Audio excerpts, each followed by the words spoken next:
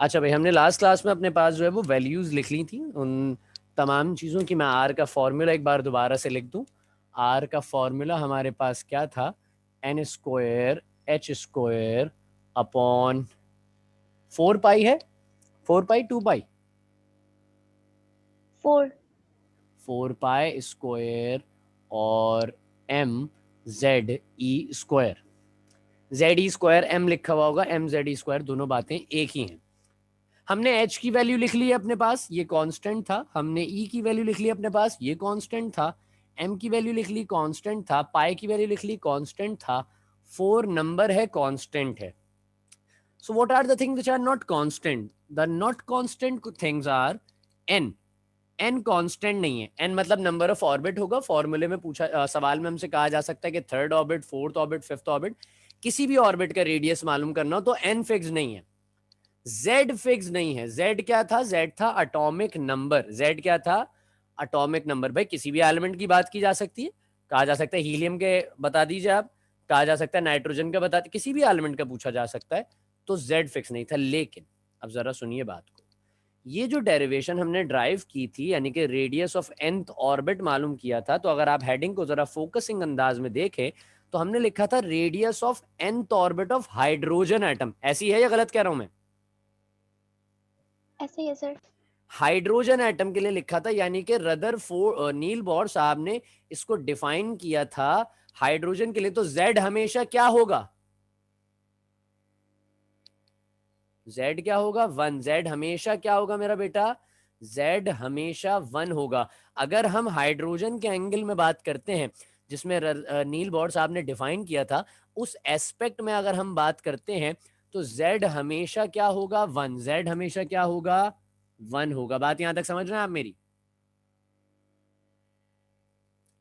Z हमेशा से 1 रहेगा। तो अगर जेड 1 रहेगा, इसका मतलब एच भी फिक्स्ड है, 4 नंबर फिक्स्ड है, पाई फिक्स्ड है, एम फिक्स्ड है, जेड फिक्स हो गया, ई स्क्वायर फिक्स हो गया। यानी कि ये सब चीजें कैसी हो गई? फिक्स। ये सब चीजें फिक्स हो गई। बचा क्या है? जो अनफिक्स्ड है वो क्या है? जो नॉट कांस्टेंट है वो क्या है? एल और जेड। नहीं नहीं नहीं, जेड भी नहीं है। जेड तो फिक्स कर दिया ना। जेड को तो हमने 1 कह दिया भाई, जेड 1 है। जेड 1 होगा क्योंकि नील बोर साहब ने ये डेरिवेशन जो कैलकुलेट की थी, जो रेडियस कैलकुलेट किया था, उन्होंने कैलकुलेट किया था हाइड्रोजन के लिए। और सवाल भी आपके पास जो हमेशा आएगा इस डेरिवेशन से, जो हम रेडियस कैलकुलेट करेंगे वो हाइड्रोजन के लिए ही कैलकुलेट करेंगे। तो 1 भी फिक्स हो गया। जेड की वैल्यू 1 है। मैंने हाइड्रोजन की वैल्यू आपको 2 यूनिट्स में बताई थी। एक आपको अर्ज इंटू सेकंड्स में बताई थी, अर्ग इंटू सेकंड्स में, और एक जूल्स इंटू सेकंड्स में बताई थी। तो इसको हमने ले लिया जूल्स इंटू सेकंड्स के यूनिट में। पाई की वैल्यू 3.142 ली। मास मैंने आपको किलोग्राम और ग्राम में बताया था, हमने केजी में ले लिया एसआई यूनिट में। इलेक्ट्रॉन मैंने आपको ईएसयू में बताया था, और साथ साथ मैंने आपको बताया था कूलम्स में इलेक्ट्रॉन का चार्ज, तो हमने कूलम्स में ले लिया। ये सब एसआई यूनिट में ले लिया। इन सब की वैल्यूज फिक्स्ड हैं। तो इन सब की फिक्स्ड वैल्यूज को जब हम कैलकुलेट कर कर निकालते हैं तो आर बराबर हो जाता है एन स्क्वायर। और जब इन सब फिक्स्ड वैल्यूज को निकाला तो ये बराबर होता है 0.529 डिग्री आर्मस्ट्रॉन्ग। बात समझ में आई बात या नहीं आई? सही जो आपने लिखा है ना ये बता दें, बाकी वो समझ आया। सर फिर ये तो नंबर ऑफ ऑर्बिट्स है, तो हाइड्रोजन के तो हमेशा एक ही ऑर्बिट ये होगा। ये सवाल बड़ा प्यारा है। ये बहुत कम बच्चे अक्सर बेशतर करते हैं, लेकिन it's a good one. Hydrogen में तो एक ही ऑर्बिट होगा सर। लेकिन हम अगर देखें तो नील बोहर ने जो डिफाइन किया था ना हाइड्रोजन को, वो बताया था कि भाई इलेक्ट्रॉन तो एक है लेकिन उसमें ऑर्बिट बहुत सारे हैं। वो किसी भी ऑर्बिट में जा सकता है। वो ऊपर की जानिब जंप करेगा तो अलग अलग ऑर्बिट्स में जाता रहेगा, अलग अलग ऑर्बिट से नीचे की जानिब भी जंप कर सकता है। तो हाइड्रोजन में तो सिर्फ एक ही ऑर्बिट होता है। अगर पूछा जाए कि हाइड्रोजन के थर्ड ऑर्बिट के रेडियस बता दो, जिस तरह 1 का है, जिस तरह 1 का है तो उसका थर्ड का भी होगा। वो एक रेशियो से डिवाइड होता जाएगा, एक रेशियो से बढ़ता चला जाएगा। मैं कहता हूं एक पेंसिल की प्राइस 10 रुपए, मुझे बता दो 3 पेंसिल्स की प्राइस कितने की होगी? 30।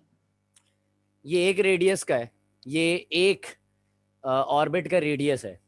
अगर मैं N1 ले लूं, N1 ले लिया मैंने मिसाल के तौर पे, N मैंने ले लिया है 1, तो 1 का स्क्वायर क्या होगा? 1 मल्टीप्लाई कराऊंगा 0.529 से, आंसर क्या आएगा? 0.529 डिग्री आर्मस्ट्रॉन्ग। तो ये Yes, sir. Radius of first orbit है, रेडियस ऑफ फर्स्ट ऑर्बिट। अच्छा, ये 0.529 पूछ रहा था कोई कि सर ये कैसे आया, बता दें। बेटा एच की वैल्यू पुट करी, 4πmze, सबकी वैल्यूज को पुट करा, कैलकुलेट करा, एक कैलकुलेटेड आंसर निकाल लिया, वो आया 0.529। क्या आया? 0.529। एक कर लिया भाई, लंबी क्यों करें? एच की वैल्यू डालने, फिर 4, फिर पाई स्क्वायर, फिर एम, फिर जेड, फिर ई स्क्वायर, सबको डालना पड़ेगा। उससे बेहतर है एक ही वैल्यू कर ली, 0.529, ताकि डायरेक्ट एन स्क्वायर से मल्टीप्लाई कराओ, आंसर निकाल लो। अगर सवाल आ गया कि calculate the radius of the third orbit, सवाल आता है calculate the radius of the third orbit, तो रेडियस निकालना है। एन की वैल्यू क्या होगी बता दो मुझे। 3 9. मैम स्क्वायर करके 9 बन जाएगा, मैंने लिख के दिखा दिया है। 3 का स्क्वायर है 0.529। आंसर कोई बताएगा मुझे? 3 का स्क्वायर हो गया 9, 9 को मल्टीप्लाई करा दो 0.529 से, क्या आंसर आएगा? कैलकुलेटर ले लो, जल्दी से कैलकुलेट कर लो। माइक खुला हुआ है किसी का? माइक बंद करो बेटा। 4.761. 4.761 डिग्री आर्मस्ट्रॉन्ग। ये आ गया रेडियस। सर रेडियस तो कोई डिस्टेंस है ना सर, कोई मेजरमेंट है ना, तो सर हम रेडियस को ये डिग्री आर्मस्ट्रॉन्ग में क्यों लेके जा रहे हैं? बेटा क्या एटम सेब के बराबर का है? नहीं सर, एटम तो बहुत छोटा है। एटम के अंदर जो रेडियस होगा वो एटम से भी छोटा होगा। तो जब एटम के अंदर रेडियस होगा वो एटम से भी छोटा होगा, तो इतनी छोटी चीज को नापने के लिए क्या सेंटीमीटर्स में जाओगे? सेंटीमीटर्स, मीटर्स, किलोमीटर्स में जाओगे क्या डिस्टेंस या एरिया के हिसाब से? नहीं ना, उसके लिए यूनिट भी बहुत छोटा चाहिए, वो यूनिट है डिग्री आर्मस्ट्रॉन्ग का। बात यहां तक समझ में आ गई? जी सर। आओ जरा अब आगे चलते हैं। रब कर दूं ये मैं? सर ये सर अगर किसी और आर्मस्ट्रॉन्ग क्यों आया एटम ये की हमें मालूम करना हो ऑर्बिट, यूनिट है, फिर डिग्री आर्मस्ट्रॉन्ग यूनिट है। किसी और एटम, हम नॉर्मली हमारे पास जो सवाल आता है वो इसी से आता है। किसी और एटम के लिए मालूम करना है तो आपको जेड चेंज करना पड़ेगा, फिर सबकी वैल्यूज पुट करनी पड़ेंगी। Okay sir. हाँ भाई, डिग्री आर्मस्ट्रॉन्ग यूनिट है। सर तो वो क्यों यूज हुआ इधर? मतलब रेडियस के लिए तो मीटर्स भी यूज हो सकता था। मैंने एक इतनी लंबी तमहीद बताई। मैंने कहा मिसाल के तौर पर, मैं अपनी हाइट की बात कर लेता हूँ, छोड़ो। मेरी हाइट कितने किलोमीटर है? मतलब जमीन किलोमीटर्स में थोड़ी जमीन जमीन से फीट्स भी होगी ना सर वो तो। जमीन से मेरे सर तक का जो डिस्टेंस है, जमीन से मेरे सर तक का जो डिस्टेंस है वो कितने किलोमीटर है? सर किलोमीटर्स में तो नहीं भाई मैंने होगा। तो डिस्टेंस कहा है, आप किलोमीटर में बताइए। आप बताएंगे? नो सर, क्यों नहीं बताएंगे? क्योंकि सर हो ही नहीं सकता, बात खत्म मतलब हो गई। बहुत छोटा है। बात खत्म हो गई ना, इसलिए हो ही नहीं सकता। मीटर सेंटीमीटर बहुत छोटा है, इसलिए डिग्री आर्मस्ट्रॉन्ग में ले लिया। समझ गए? Okay sir. भाई इससे अच्छी कोई मेरे पास मिसाल नहीं आ रही थी मुझे। तो आपने 0.529 फिक्स वैल्यू को लिख लिया अपने पास कि आर अब बराबर होगा किस चीज के? आर बराबर, यानी कि रेडियस निकालने के लिए हम एन स्क्वायर मल्टीप्लाई बाय 0.529 करेंगे। बात यहां तक समझ गए सारे मेरी? Yes sir. अगली डेरिवेशन पे चल रहे हैं, एनर्जी ऑफ सर एन। फिर हम सारी वैल्यूज याद नहीं कर रहे, सिर्फ ये वाली वैल्यू याद करना। हाँ ना, लेकिन वैल्यूज जब आप डेरिवेशन ड्राइव करते हैं तो आपको लिख के दिखानी पड़ती है, इसलिए याद करनी पड़ेंगी। फौरन तुमने होशियारी सोची।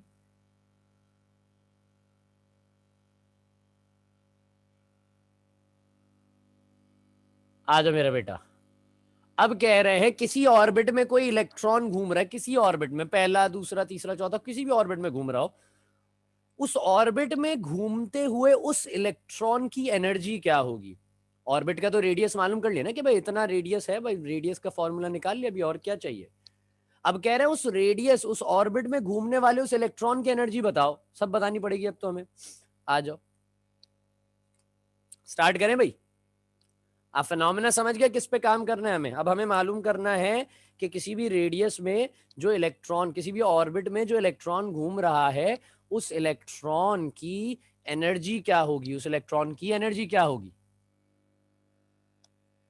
एनर्जी मतलब स्पीड सर? नहीं नहीं नहीं बेटे, एनर्जी मतलब स्पीड नहीं, एनर्जी मतलब कुव्वत, एनर्जी मतलब ताकत। बात समझ रहे? बड़ा गहरा सवाल कर लिया तुमने इसको कि एनर्जी मतलब स्पीड। द टोटल,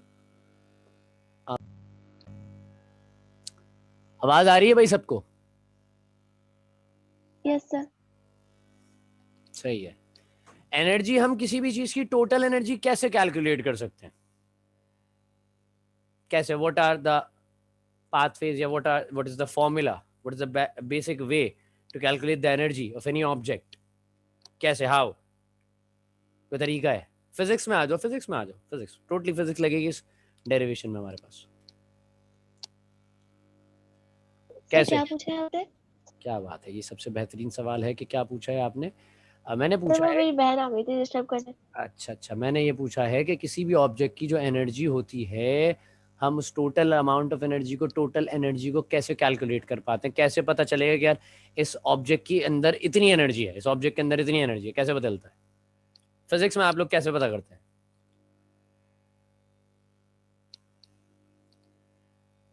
एक ऑब्जेक्ट के अंदर वर्क होता है और वर्क का फॉर्मूला होता है, मतलब एनर्जी वर्क ही होता है।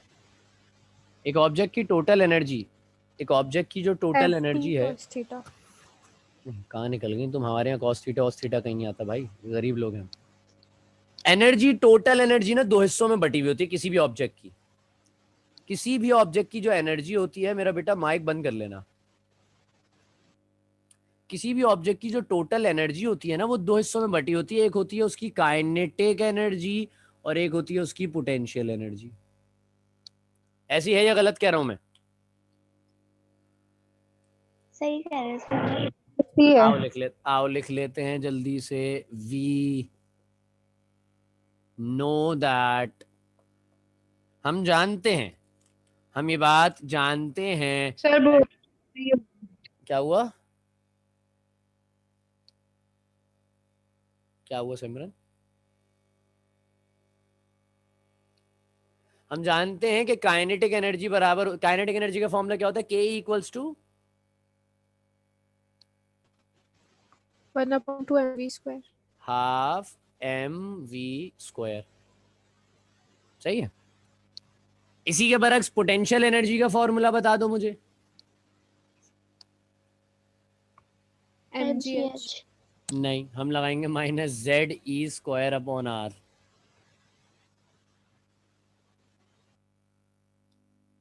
हम लगाएंगे अपने पास माइनस, से बना लिया। अपने पास से बिल्कुल बना लिया, बिल्कुल अपने पास से बना लिया, क्योंकि हमारी मर्जी है, मार्कर हमारे हाथ में, हम जो बना दें। अपने पास से बना लिया नहीं।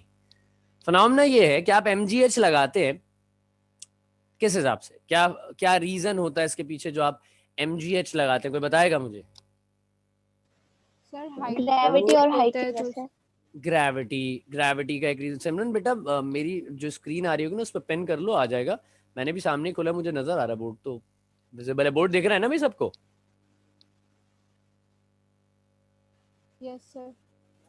अच्छा, हमने MGH क्यों नहीं लगाया भाई? मास जो होता है वो ग्रेविटी और हाइट से कनेक्टिविटी दिखा रहे होते हैं मुझे, कि यार आप वो कहते हैं ना, पोटेंशियल एनर्जी एक लेवल के ऊपर पहुंचे और उस लेवल के ऊपर उस सब्सटेंस की कितनी एनर्जी है, उसके अंदर स्टोर्ड एनर्जी कितनी है, यही होती है पोटेंशियल एनर्जी। या गलत कह रहा हूं मैं? मिसाल के तौर पे सही कह आप रहे हैं मूव सर। करते हुए फर्स्ट फ्लोर पे पहुंचे, ग्रेविटी के हिसाब से, इस हाइट के हिसाब से, ग्रेविटी जो आप पर लग रही है वो, और उस हाइट के हिसाब से, आपके मास के हिसाब से, आपके अंदर जो एनर्जी टोटल स्टोर्ड हुई, that will be called as the potential energy. लेकिन यहाँ पे तो है ही नहीं ना, इधर ग्रेविटी का कोई कॉन्सेप्ट ही नहीं है, इलेक्ट्रॉन थोड़ी फ्लोर वाइज ऊपर चढ़ रहा है। इलेक्ट्रॉन तो अपने एक ऑर्बिट में घूम रहा है, और इलेक्ट्रॉन रहता कहाँ है? इलेक्ट्रॉन रहता है माइक्रोस्कोपिक वर्ल्ड में, क्वांटम वर्ल्ड में रहता है, बहुत मिनिमाइज। आप और मैं तो देख ही नहीं सकते, एटम नहीं देख सकते, तो एटॉमिक वर्ल्ड कहां से देखेंगे? उधर ग्रेविटी का कॉन्सेप्ट होगा। What do you think?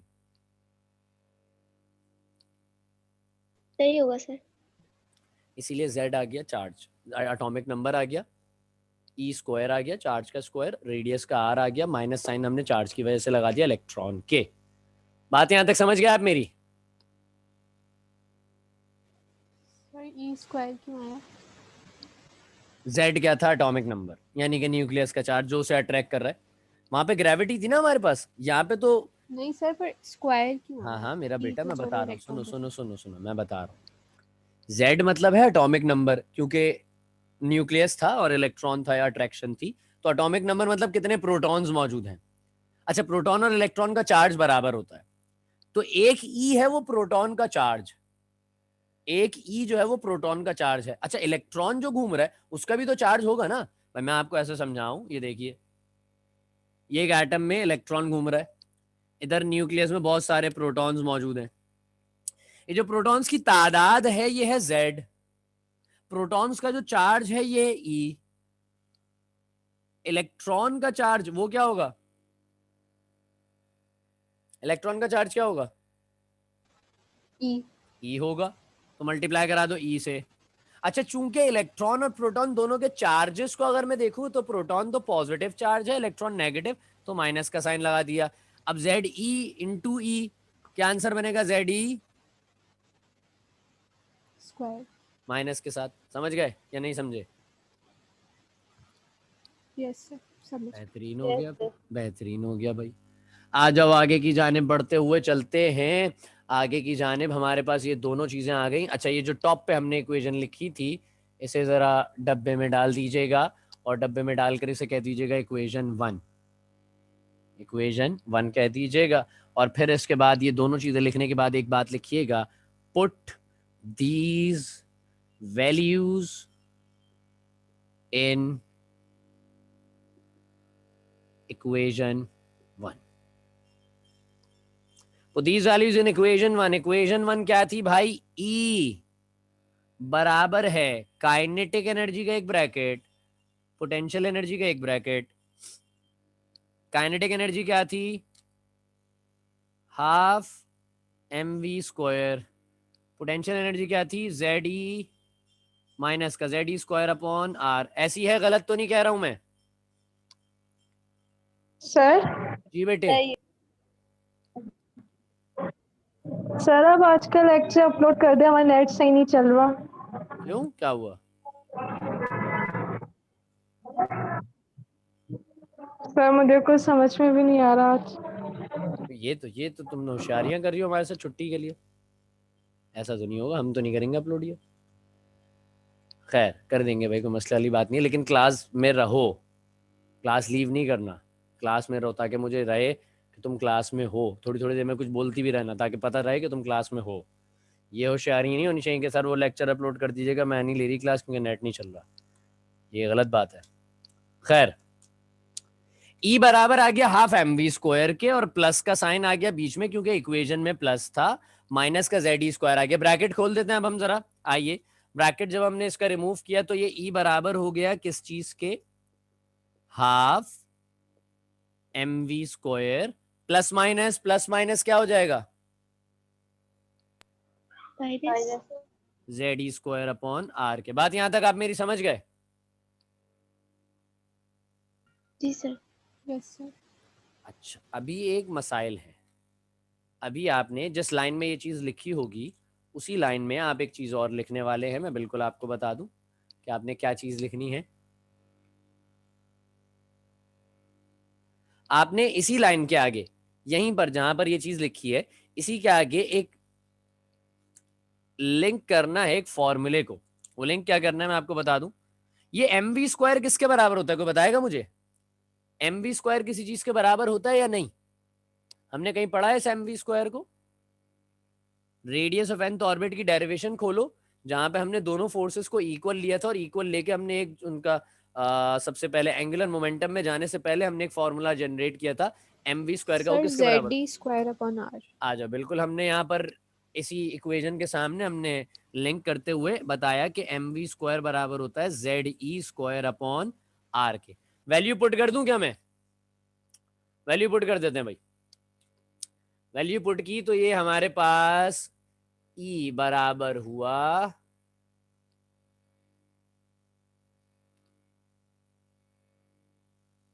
अभी मुझे एक चीज बताओ, मैं बिल्कुल ये बाहिमी मुशावरत से बात पूछना चाह रहा हूँ, बिल्कुल बाहिमी मुशावरत से, कि मैं हाफ से भी मल्टीप्लाई करा दूं डायरेक्ट, या अगले स्टेप में करके दिखाऊं?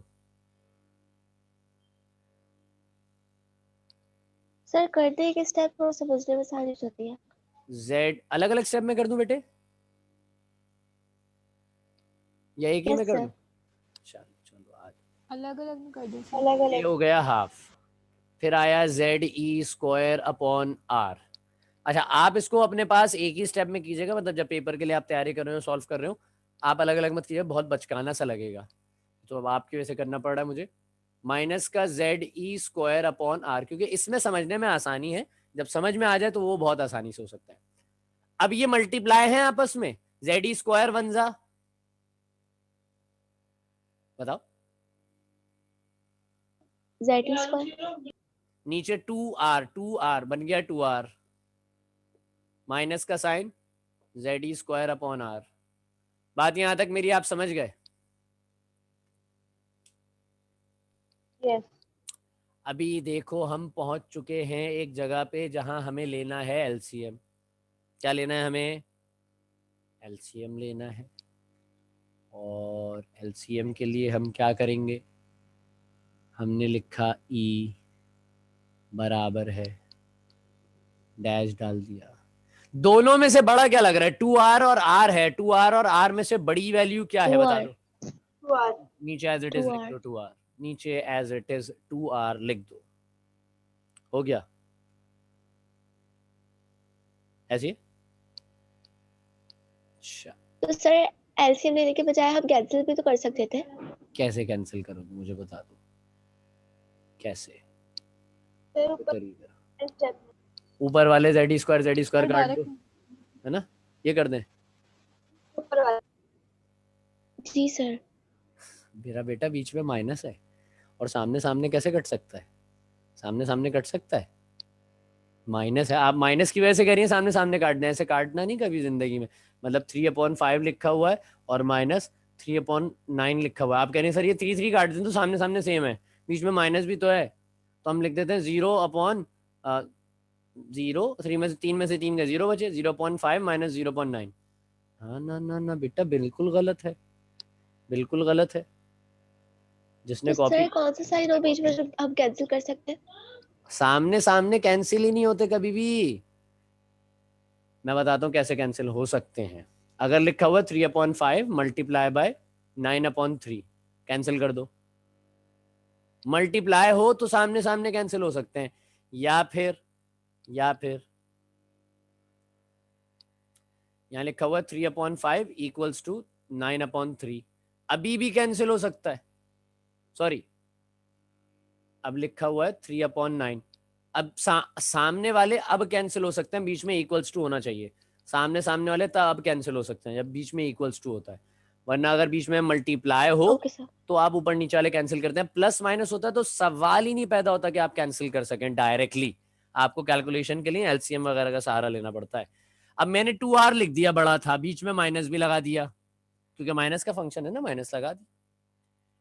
अब जरा गौर से समझना आप, मुझे एक चीज यहां चाहिए और एक चीज यहां चाहिए, अब कैसे लिखूंगा, क्योंकि ये पूरा एलसीएम नहीं है, मैं तो इस वजह से पूरी बात नहीं समझा पाऊंगा, थोड़ा सा मामला है तो थोड़ा सा ही समझाऊंगा मैं आपको। मुझे एक चीज यहां लिखनी है जो यहाँ वाली है, एक चीज यहाँ लिखनी है जो यहाँ वाली है। अब सुनो जरा। सर जेड और ई को अलग अलग कर दो। अलग क्यों कर दें बेटे? अलग नहीं कर सकते। जेड ई स्क्वायर वाली चीज यहाँ लिखनी है, जेड ई स्क्वायर वाली चीज यहाँ लिखनी है।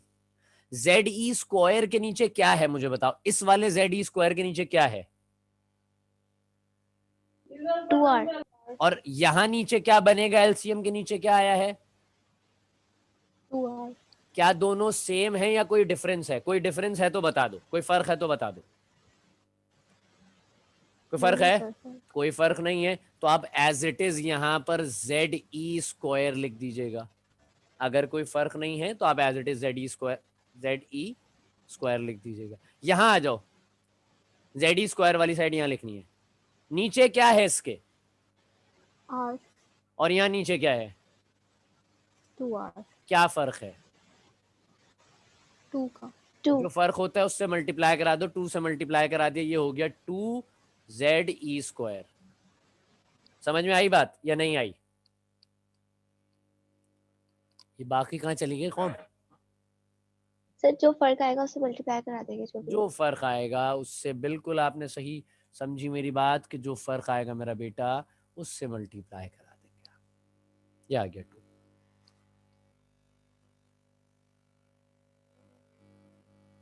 समझ गए यहां तक बात? अब माइनस करके बता दो आंसर क्या आना चाहिए। ई तो ऐसी रहा, ये 1ZE² है, ये -ZE²। That's the thing. हमारे पास बचेगा माइनस का ZE² अपॉन 2R। सर से माइनस का ZE कैसे आ गया? ये तो हो ही नहीं सकता। आओ मेरा बेटा चेक करे, ये था प्लस का 1ZE², ये था माइनस का 2ZE²। प्लस माइनस फंक्शन कौन सा होगा? Plus minus by this. Minus होगा। ये 2 है, ये 1 है, बड़ा कौन है? वो है, बड़े में से छोटे को 2 माइनस कर दो, 2 - 1 1 बच गया, 1ZE² आ। साइन किसका लगेगा? Greater than. आपने लगा दिया, बड़ा नंबर 2 था, माइनस लगा दिया। बात समझ गए? जी सर। बात यहां तक आप मेरी बिल्कुल समझ गए। और अल्लाह, अब बात ये है कि हम देख रहे हैं कि एक चीज और है जिसे हम पहले से जानते हैं। ये जो इक्वेशन बनी है इसमें एक चीज और है जिसे हम पहले से जानते हैं। कौन सी चीज है वो? जिसकी हम वैल्यू जानते हैं पूरी, जिसका पूरा एक फॉर्मूला जानते mv²। हैं। mv² का है? सर ये बराबर होता है ना mv² के? नहीं बेटा, ZE² अपॉन R बराबर था, जो ZE² अपॉन 2R है। हम इसमें से जानते हैं R को। हम इसमें से किसे जानते हैं? हम इसमें से जानते हैं पहले से R को। तो R का फॉर्मूला क्या होता है? n² h² upon 4π² mze²। यही होता है R का फॉर्मूला, या गलत कह रहा हूं मैं? ऐसे R की वैल्यू पुट यस कर सर यही सकता, है। R की वैल्यू मैं यहाँ पुट कर सकता हूं,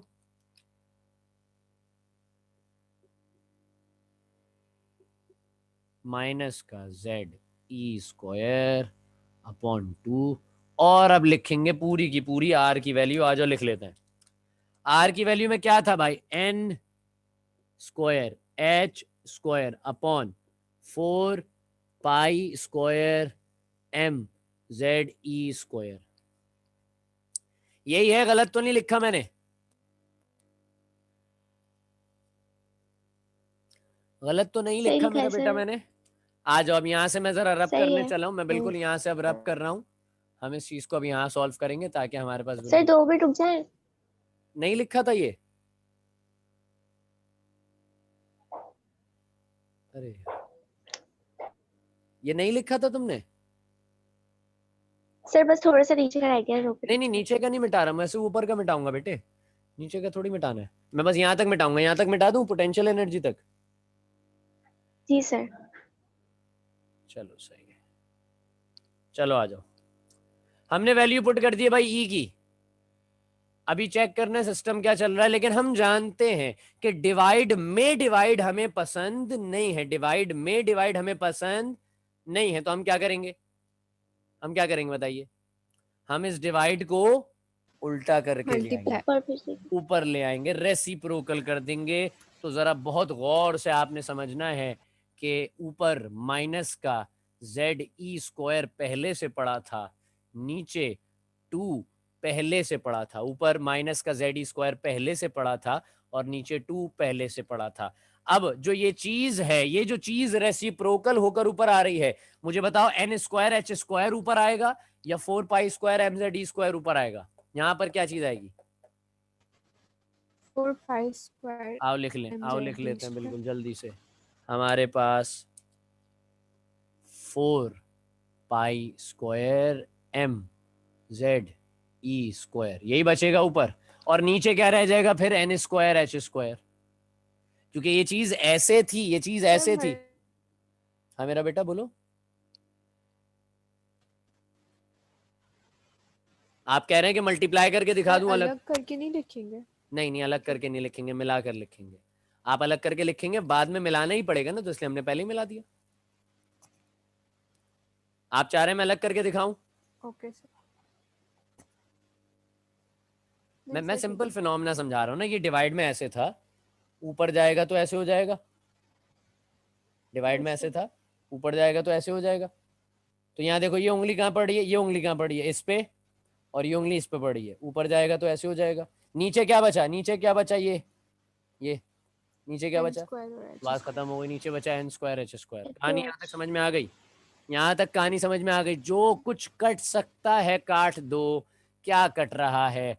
2 1 जा 2, 2 2 जा 4, बस। और कुछ कट रहा है? No sir. आओ ई की वैल्यू लिख लेते हैं, सब कुछ मिला दो। कट तो गया, जो कटना था कट चुका है। अब मिला दो जो कुछ मिल रहा है। मिलाने में क्या लिखेंगे? माइनस जेड ये भी है और जेड ये भी है, दोनों मिले क्या बन जाएगा? Z square. ई स्क्वायर ये भी है, ई स्क्वायर ये भी है, दोनों मिले क्या बन जाएगा? E4। बचा 2 था तो 2 एज इट इज नंबर आ गया, पाई स्क्वायर आ गया और एम आ गया। बात यहां तक समझ में आ गई आपको मेरी? ये नीचे अगर अब करूं बेटा, ये वाला ना। जी सर। बात यहां तक आपको मेरी यस समझ सर। में आ गई? नीचे क्या बचा? N square H square. बात यहां तक क्लियर है? Yes sir. मैं नीचे वाली इसको भी मिटा दूं ताकि हमारे पास बिल्कुल इख्तिताम यहाँ नजर आए हमें। आप एक लाइन लिख के दिखा देंगे, इसको एक बॉक्स बना दीजिएगा। हमने लिख के दिखा दिया, the above equation is used for the calculation of energy of an electron in an orbit. In an orbit. बात यहां तक क्लियर है? Yes sir. कोई मसाइल, कोई परेशानी, कोई ऐसी चीज जो समझ में नहीं आई? No sir. सही है। तो ये हमारी आज की डेरिवेशन थी। एक और डेरिवेशन हमारे पास इसकी है, दो बेसिकली डेरिवेशन, वो तो दो छोटी छोटी सी हैं, वो एक ही क्लास में निपट सकती है हमारे पास। ये एनर्जी की डेरिवेशन थी और दो डेरिवेशन हमारे पास हैं। एक हमारे पास जो है वो वेव नंबर की, फ्रीक्वेंसी ऑफ वेव नंबर की है, और एक हमारे पास वेव नंबर की है। वो दोनों डेरिवेशन हम इंशाअल्लाह अज़ीज़ अपनी नेक्स्ट क्लास में करेंगे। और एक छोटी सी बात मुझे आप लोगों से और करनी थी।